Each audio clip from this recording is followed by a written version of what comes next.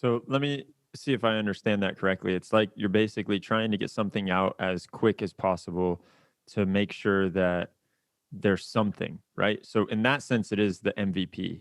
Yeah, You're yeah. getting something out, but you're not cutting corners. You're just making sure that, because like you said, there's a lot of time spent in this This labeling process and cleaning the data and all of that. you as in every MVP, you have an idea of what the solution will be, and that solution MVP doesn't mean terrible. You don't cut corners. You are working with good techniques, good engineering mindset, and deliver a product, which is production quality. It doesn't mean your biggest problem, for example, in a natural language processing context, is you don't know what the problems are. Even if your best attempts not going to reveal you all the problems. And one of the problems what we find is labeling instructions. They are not. You are not thinking of all the edge cases. You have some kind of idea.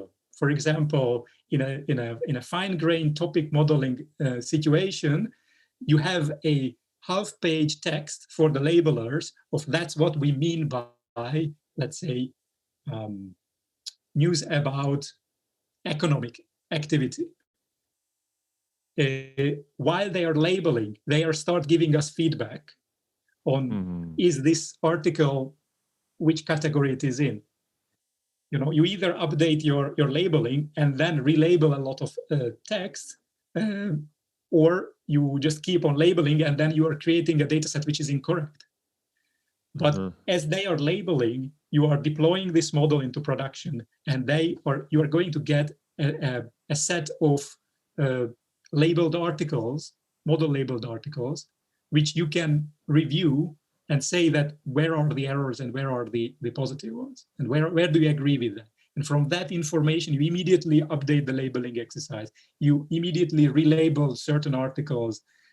You create a new model candidate and compare the previous model to the new model, whether that's reflected on these changes. And that is what starts creating the iterative loop model creation. And to be able to do that, you need an extraordinary strong engineering mindset, because all of these components happening at the same time. So you are training the model while the labelers start labeling on something different, and you incorporate them in the next iteration. Because I think that's one of the most important thing of agile machine learning or lean ML is those components of labeling, data cleaning, model training, evaluation, they are happening at the same time. There are several teams at the moment who are working on each of the components while without synchronization, because that's the only way to break up the waterfall structure, because otherwise you are just having waterfall in a circle, if that makes sense.